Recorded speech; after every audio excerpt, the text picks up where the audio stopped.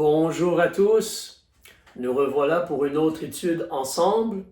Alors, sachant que le Seigneur s'est bien occupé de vous cette semaine, j'aimerais vous encourager aussi en débutant dans la parole de Dieu. Moi, je suis en l'Épître aux Romains, tu n'es pas obligé de tourner. L'Épître aux Romains, chapitre 8, écoute ce que Dieu nous dit, s'il te plaît. Qui nous séparera de l'amour de Christ? Serait-ce l'affliction ou l'angoisse, ou la persécution, ou la faim, ou la nudité, ou le péril, ou l'épée? Qu'est-ce qui va nous séparer? Qui va nous séparer de l'amour de Christ? Non, Dieu nous aime, Christ nous aime en toute situation et il est là avec nous. On te dit ensuite, j'ai lu le verset 35 du chapitre 8, au verset 37, on ajoute, au contraire, dans toutes ces choses, nous sommes plus que vainqueurs par celui qui nous a aimés ou qui nous aime. Donc, nous avons l'affliction des fois, mais Christ nous aime et est avec nous si nous sommes affligés ou persécutés, ou dans l'angoisse. Il est avec nous dans l'angoisse, ou dans la nudité, la faim, le péril, l'épée. Christ est avec nous lors de ces moments-là. Dieu nous aime en toute situation. Nous devons être convaincus que Dieu veut vraiment le meilleur pour nous et il est avec nous dans les moments les plus difficiles. Il veut nous porter et nous aider. Il nous faut demander sa grâce. Il va nous aider. Alors, on va continuer maintenant dans nos études. Je crois que vous avez reçu aujourd'hui plusieurs papiers. Les notes pour les leçons 4 et 5. Vous avez reçu ces notes-là. C'est pour vous. Vous pouvez les garder, les regarder, les lire de nouveau afin de vous rappeler les choses qu'on a vues ensemble. Mais là, vous devrez, je crois, aussi avoir les notes pour la leçon 6. Et celle-ci est intitulée, si tu regardes, alors voilà mon papier à moi, mais leçon 6, elle est intitulée donc « Déclaration prophétique de Jésus concernant le royaume de Dieu et le développement des âges ». Alors Jésus, c'est plus qu'un prophète, c'est le sauveur du monde, c'est le Fils de Dieu, c'est Dieu qui a pris un corps humain pour me délivrer, pour te délivrer du feu éternel, de la punition qu'on mérite pour nos péchés. Mais Jésus a aussi prophétisé ou déclaré des choses pour nous aider à connaître ou à réaliser ce qui va venir, ou ce qui est venu et ce qui se produit autour de nous. Donc, on va débuter sur ta feuille, tu peux voir, je vais t'encourager à venir avec moi en Matthieu, chapitre 10. Matthieu, chapitre 10, et puis on va prier, demander au Seigneur de bénir le temps. Alors, c'est la page 13 dans l'Évangile de Matthieu, mais prions. Père, merci qu'on peut regarder ta bonne parole.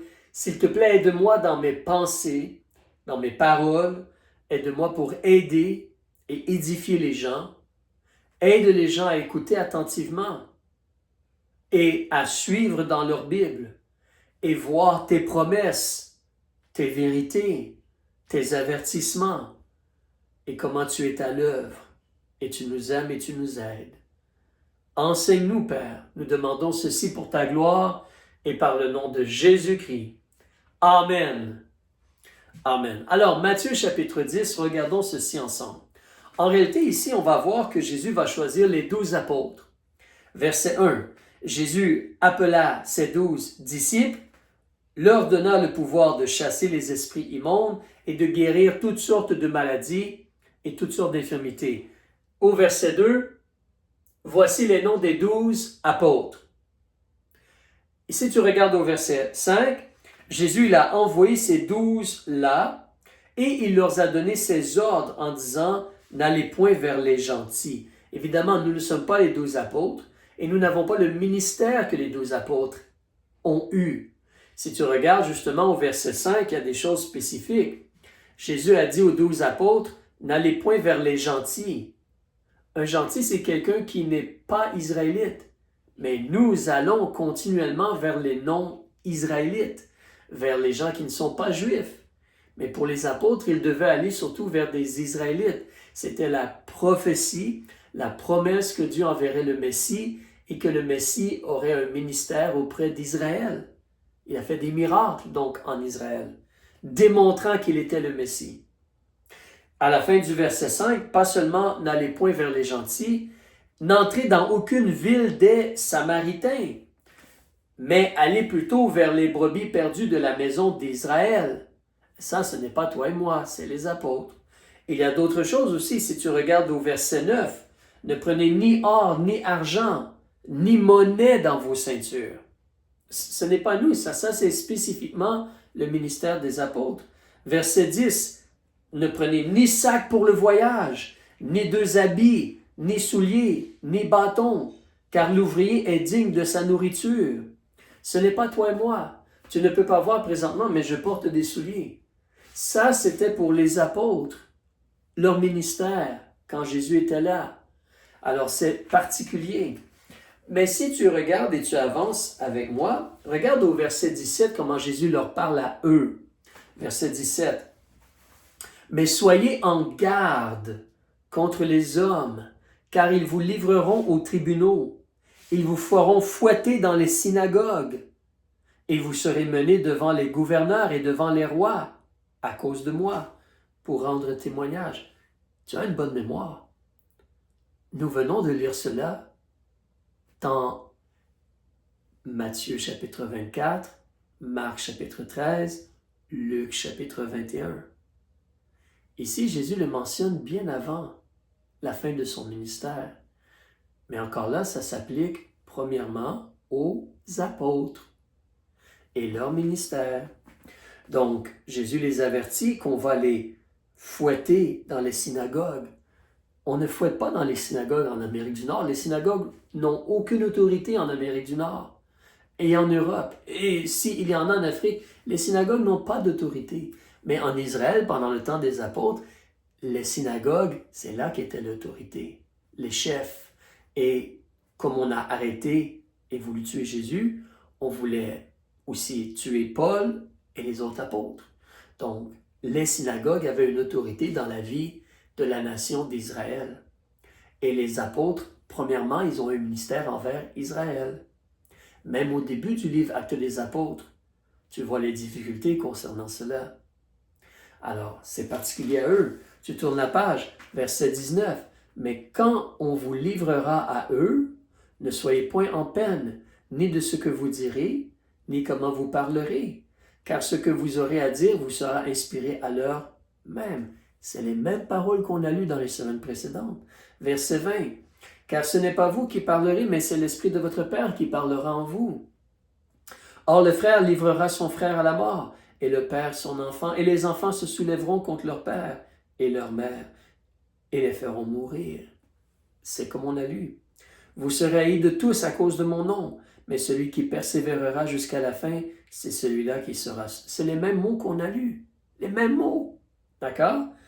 Excepté, regarde le verset 23. Là, on ajoute un élément extrêmement intéressant et particulier. Verset 23. Or, quand ils vous persécuteront dans une ville, fuyez dans une autre ville, point virgule. Je vous dis en vérité que vous n'aurez pas achevé d'aller par toutes les villes d'Israël, que le Fils de l'homme ne soit venu. Mais là, on te parle des villes d'Israël. Ce n'est pas moi, ni toi, ou la majorité des gens dans le monde présentement, même les gens sauvés. C'est quelqu'un qui a un ministère en Israël comme les apôtres ont eu. Mais là, ici, on te parle que le Fils de l'homme ne soit venu. Là, Jésus mentionne comme son retour en sa gloire. Le Fils de l'homme ne soit venu. Là, c'est un élément vraiment intéressant. On ne va pas développer plus ceci, on va en reparler dans les semaines à venir, mais il y aura un ministère auprès de la nation d'Israël vers la fin des temps. La nation d'Israël va se convertir et Jésus revient et la nation d'Israël se convertit à Dieu. On va en reparler plus tard. Mais tu vois, c'est des choses similaires. Donc, c'est pour ça, comme je mentionnais, Jésus a prophétisé concernant les apôtres. Mais là, on va avancer un peu plus et voir comment Jésus a prophétisé ou a enseigné concernant les choses à venir ou le royaume de Dieu. Et c'est comme prophétique. Alors, Matthieu chapitre 13. Matthieu chapitre 13, c'est un chapitre qui a plusieurs paraboles. À la base, de façon vraiment simple, une parabole, c'est comme une façon imagée d'expliquer une vérité spirituelle. C'est comme utiliser une illustration ou une image qui est très similaire à quelque chose que l'on vit dans la vie de tous les jours pour aider les gens à comprendre une vérité spirituelle. Alors, au tout début, en Marc chapitre 13, on a ce qui est appelé la parabole du semeur. Le monsieur, il va semer. On te mentionne justement, si tu regardes au verset 4, un semeur sortit pour semer. Et il sème, et il y a 4 genres de terre ou de récolte, de façon d'agir ou de réagir face à la semence. Et ça nous fait voir la réalité que le royaume de Dieu, il est comme cela. Nous semons la parole de Dieu, nous témoignons aux gens de Jésus-Christ, et dans certains cas, il n'y a pas de fruits. Dans certains cas, les gens ne croient pas, ou les gens ne croient que pour un temps, mais il n'y a pas vraiment une croyance du cœur profonde, une vraie croyance qui sauve, ou sinon les gens laissent la parole de Dieu être étouffée. Mais il y a ensuite une bonne terre, où la parole vraiment produit le fruit. Alors il y a la parabole du semeur, où sur tes notes, je mentionne, la parole elle est semée. Certains vont croire, et d'autres non. Il y aura une récolte ou il n'y aura pas de récolte. Ça, c'est la réalité concernant le royaume de Dieu, depuis le temps de Jésus et des apôtres jusqu'à moi et toi aujourd'hui. Différentes personnes réagissent différemment devant le message de l'Évangile, tristement. Si l'on continue, après cela, au verset 24, tu as la parabole du blé et de l'ivraie. Alors le blé, c'est bon pour faire la farine, pour faire le pain et les choses comme cela. L'ivraie, c'est une plante qui ressemble au blé, mais qui n'a aucune valeur nutritive, qu'on ne mange pas. Alors c'est un faux qui n'a pas de valeur et pas d'utilité. Donc au verset 24, Jésus leur propose une autre parabole en disant « Le royaume des cieux est semblable à cela. Le développement des âges et les choses concernant le royaume de Dieu est similaire à ceci. » On nous dit qu'un homme avait semé, au verset 24, un homme avait semé une bonne semence dans son champ, mais pendant que les hommes dormaient, son ennemi vint, qui sema de l'ivraie parmi le blé et s'en alla. Et après que la semence eut poussé et qu'elle eut produit du fruit, l'ivraie parut aussi. Alors les serviteurs du père de famille lui vinrent dire, « Seigneur, n'as-tu pas semé une bonne semence dans ton champ? D'où vient donc qu'il y a de l'ivraie? » Et il leur dit, « C'est un ennemi qui a fait cela. » Et les serviteurs lui répondirent, « Veux-tu donc que nous allions l'accueillir? » Et il dit, « Non, de peur qu'en cueillant l'ivraie, vous n'arrachiez le froment en même temps. Laissez-les croître tous deux ensemble jusqu'à la moisson. Et au temps de la moisson, je dirai au moissonneur, cueillez premièrement l'ivraie et liez-la en faisceaux pour la brûler, mais assemblez le froment dans mon grenier. » Cette parabole, elle est expliquée par Jésus. Il faut descendre au verset 37. Parce qu'au verset 36, à la fin du verset 36, tu peux voir, explique-nous la parabole de l'ivraie du champ. Verset 37. Il répondit et leur dit, celui qui sème la bonne semence, c'est le Fils de l'homme, Jésus. Verset 38. Le champ, c'est le monde. La bonne semence, ce sont les enfants du royaume, ceux qui sont nés de nouveau, qui sont enfants de Dieu. L'ivraie, ce sont les enfants du malin. Pause. Permets-moi humblement de te poser cette question. Es-tu devenu un enfant du royaume? Il y a un choix que tu dois faire concernant la personne de Jésus. Jésus, il est venu pour toi et il a accepté de prendre ta punition, ton châtiment. Tu es coupable devant Dieu. Mais par amour, Dieu a laissé Jésus venir et Jésus a pris ton châtiment, ta punition. Il est mort à ta place. Et il est prêt à effacer tes péchés, les laver par son précieux sang. Mais tu dois choisir, tu dois être prêt dans ton cœur à te repentir, à te détourner du péché, à confesser tes péchés à Dieu, à Jésus, à Dieu, confesser tes péchés et croire que Jésus est le seul qui peut te pardonner et te sauver. Et tu lui demandes donc sincèrement de te sauver, de te pardonner, de laver tes péchés. Et il va te sauver et faire de toi un enfant de Dieu. Alors, si tu n'as pas fait cela encore, n'attends pas afin de devenir vraiment un enfant du royaume. Ne plus être un enfant du malin. Alors, mais il y a les deux, il y a les enfants du royaume et les enfants du malin.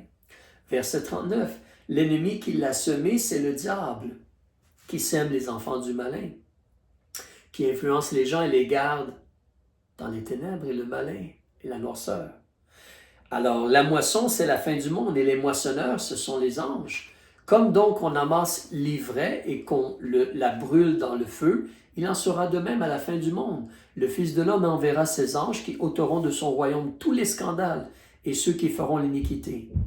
Et ils les jetteront dans la fournaise ardente, l'étang ardent de feu et de soufre, le lac de feu.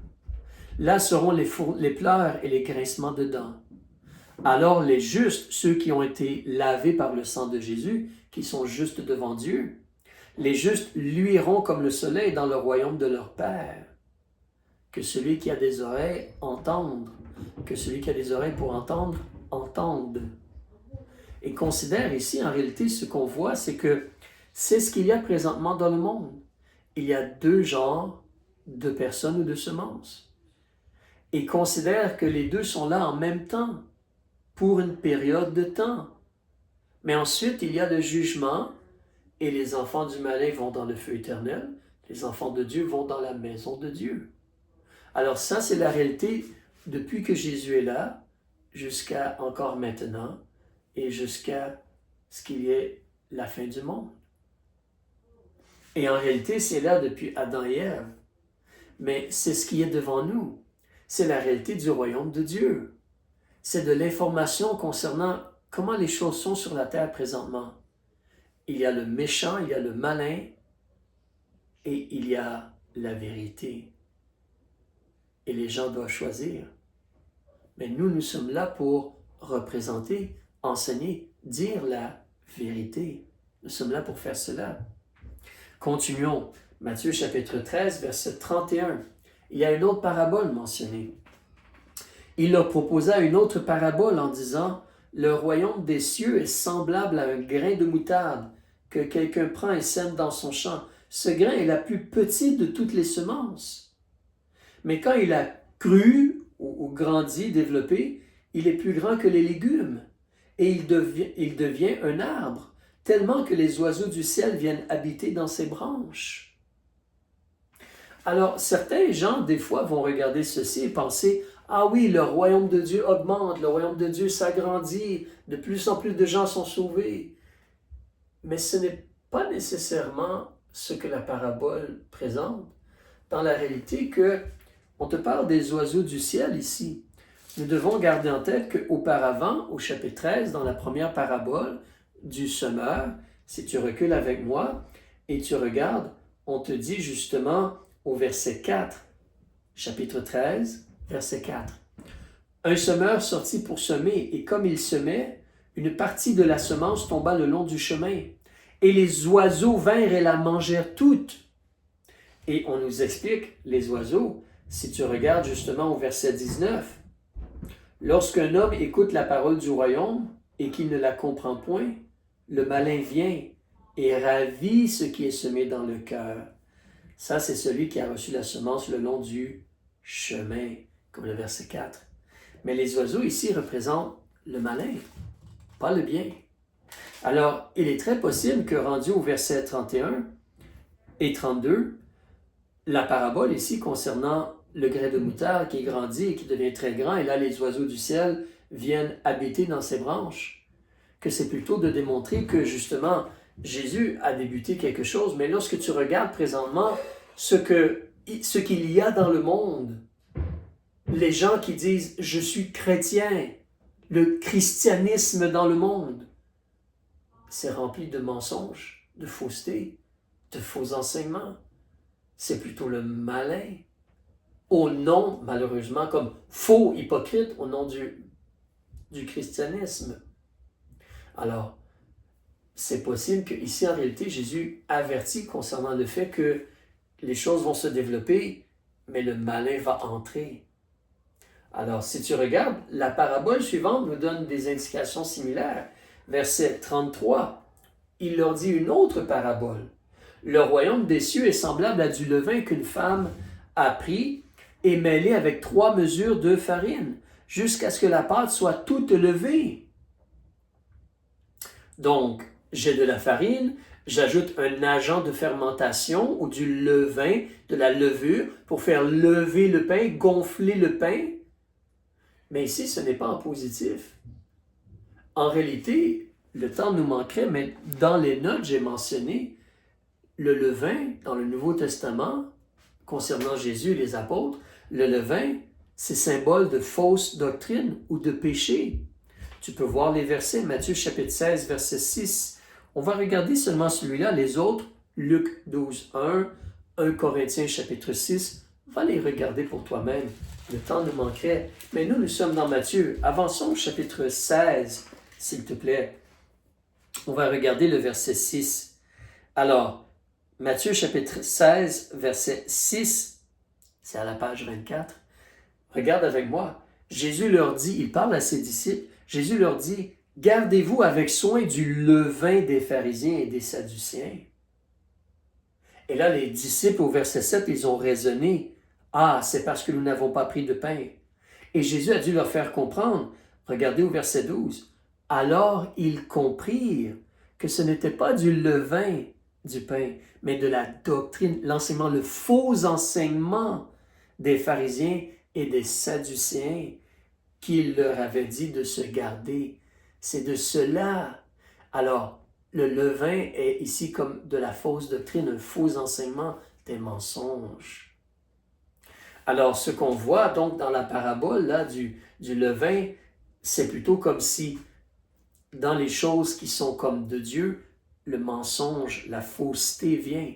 Alors les apôtres, Jésus et les apôtres ont débuté à parler du christianisme, ils parlaient au nom du Christ. Et on a le Nouveau Testament.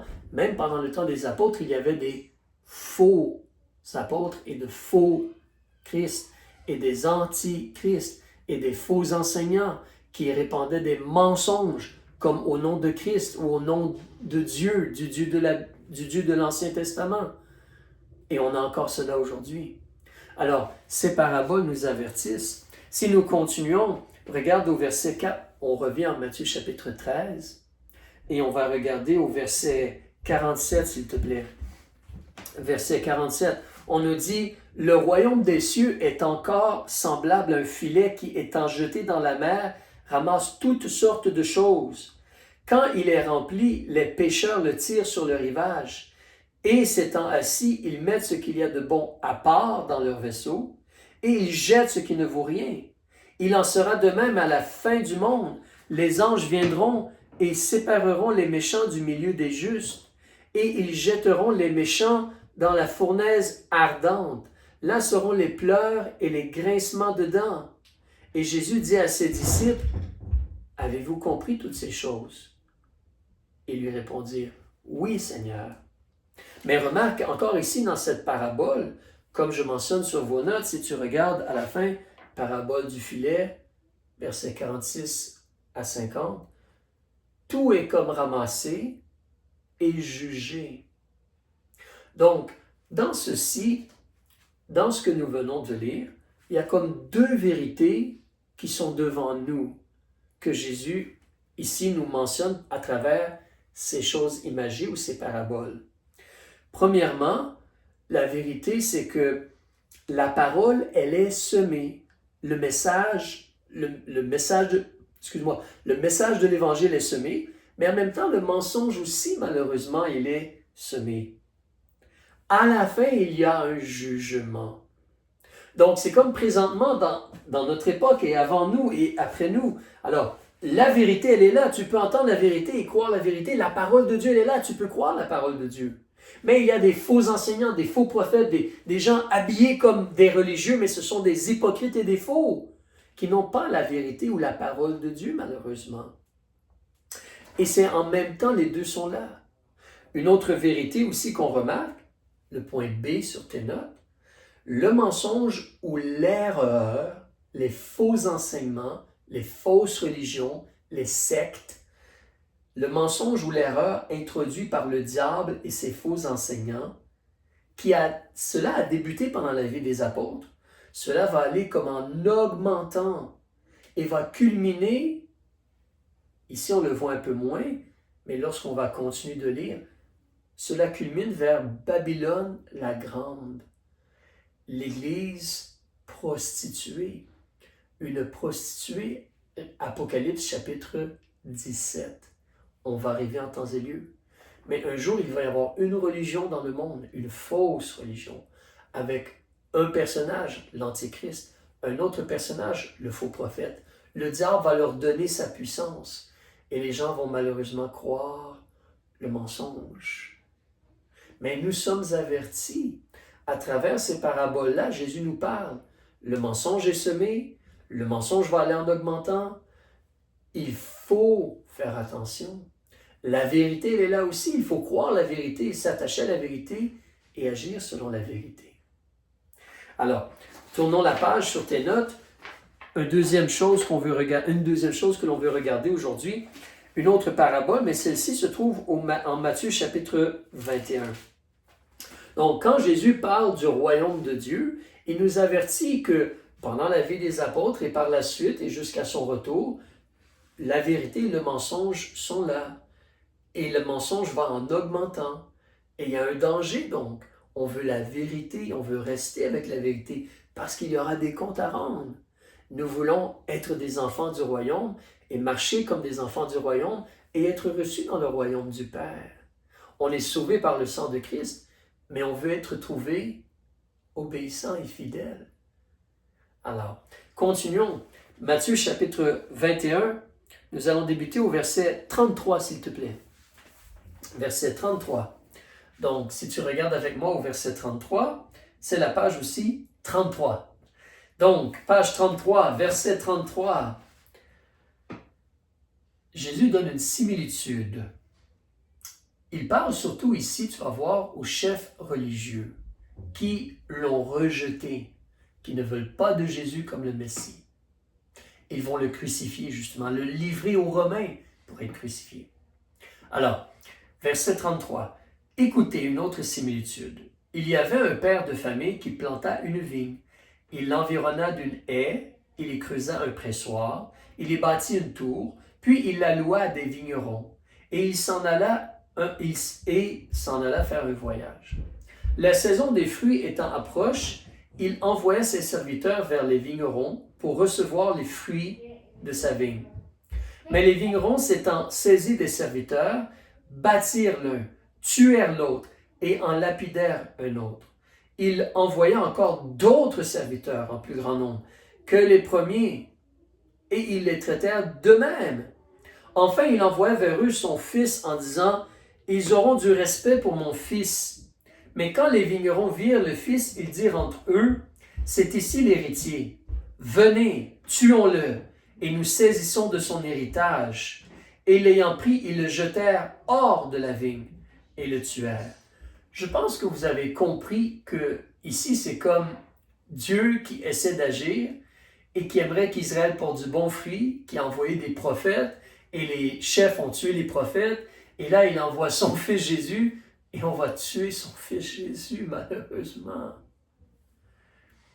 Alors, verset 40, Jésus leur pose la question, « Quand donc le maître de la vigne sera venu, que fera-t-il à ces vignerons? » Ils lui répondirent, « Il fera périr misérablement ces méchants. Et il va louer sa vigne à d'autres vignerons, qui lui en rendront les fruits en leur saison. » Et Jésus leur dit, « N'avez-vous jamais lu dans les Écritures ces paroles? la pierre que ceux qui bâtissaient, comme les chefs religieux, les chefs d'Israël qui essaient de bâtir une nation, la pierre que ceux qui bâtissaient ont rejetée est devenue la principale pierre de l'angle, le rocher de notre salut. Ceci a été fait par le Seigneur et c'est une chose merveilleuse à nos yeux. C'est pourquoi je vous dis que le royaume de Dieu vous sera ôté. Comprenez, à qui est-ce qu'il parle? Les chefs religieux qui représentent la nation d'Israël. Et Jésus leur dit, le royaume de Dieu vous sera ôté et il sera donné à une nation qui en rendra le fruit. Parce que maintenant, les enfants de Dieu, c'est ceux qui sont nés de nouveau. Et maintenant, nous sommes comme le peuple de Dieu, les gens sauvés ou les églises de gens sauvés, et nous portons du fruit à la gloire de Dieu. Verset 44. Celui qui tombera sur cette pierre sera brisé, et celui sur qui elle tombera, elle l'écrasera. Sans Jésus, on est perdu pour l'éternité. C'est le feu éternel. Mais ici, dans cette parabole, tu remarques, comme je l'écris dans mes notes, une chose intéressante. La nation d'Israël, elle est punie pour son rejet du Messie. Le royaume de Dieu lui est enlevé et remis entre les mains d'une autre nation, les sauvés, les églises. Et tout ceci s'attache à la déclaration de Jésus quand il parle que Jérusalem va être détruite, le temple va être détruit et les Juifs vont être tués. Et ils vont être, Luc chapitre 21, tu te rappelles, ils vont être donc déportés parmi les autres nations et Jérusalem va être foulée jusqu'à ce que le temps des gentils, si ma mémoire est bonne, soit terminé ou accompli. Cela va ensemble. Alors Jésus a averti, ici en utilisant une parabole, que le royaume de Dieu était enlevé à la nation d'Israël. Que maintenant, nous les chrétiens, le monde, le royaume de Dieu, nous sommes la bonne semence, nous sommes les gens qui donnons la bonne parole, et de l'autre côté, tu as les gens du monde, les gens non sauvés, qui sont comme des enfants du malin, et nous sommes là ensemble, puis il y a un jugement, comme une récolte. Et pendant que les enfants du malin sont là et les enfants du royaume sont là, en réalité, on voit la réalité que les deux sont là ensemble et que c'est comme si il va y avoir un mot qu'on utilise des fois, l'apostasie, dans le sens que les gens rejettent la vérité et les gens essaient de faire la promotion à la place de mensonges, de fausseté, de fausses doctrines, comme des sectes, comme des fausses religions chrétiennes. Malheureusement, on voit cela. On va regarder, je pense qu'il y a la troisième chose mentionnée ici, on va le garder pour la semaine prochaine. Je vois le temps, on est mieux d'attendre pour la semaine prochaine. Mais, comme je le dis en conclusion, toi et moi, nous voulons la vérité. Nous voulons la vérité, nous voulons le bon fruit à la gloire de Dieu. C'est ça que nous voulons. Toi et moi, en réalité, nous voulons être sur nos gardes et faire attention concernant le mensonge, la fausseté autour de nous. Alors, nous sommes avertis concernant pour les apôtres, pour le royaume de Dieu, pour le développement des âges. On va continuer ensuite à regarder concernant les choses prophétisées, les choses à venir. Alors, que le Seigneur te bénisse, mais surtout, choisis de devenir enfant du royaume. Reçois Jésus comme ton sauveur et choisis de vivre dans la vérité, dans l'amour de Christ. Rejetons le mensonge, la fausseté. Que le Seigneur vous bénisse. À la prochaine.